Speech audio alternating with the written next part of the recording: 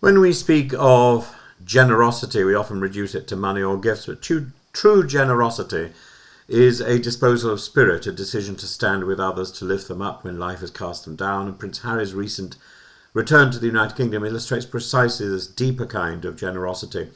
On Monday evening, yesterday evening, he was at the Well Child Awards meeting young people who live with serious illness.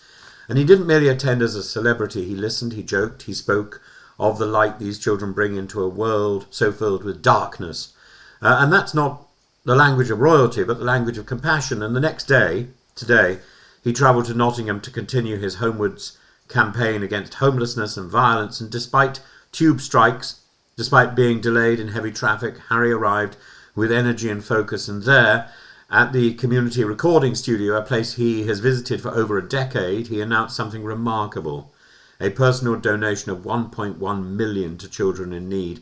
And this money will support grassroots organisations working directly with young people affected by violence, particularly knife crime.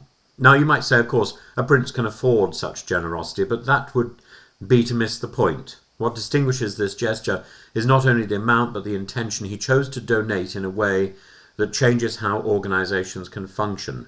Those who know the details said he wanted to give enough to transform projects, not just keep them afloat. And that is what I call funding hope. And there's another layer of significance. Harry has, in many respects, stepped away from royal duties.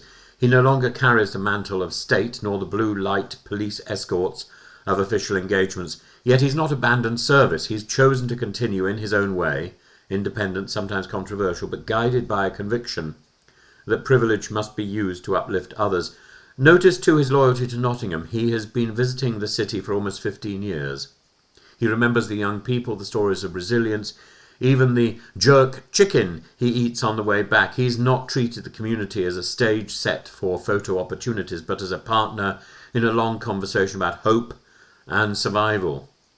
Of course, the newspapers are full of speculation about whether he will meet his father, the king, who is receiving treatment, or reconcile with his brother, Prince William.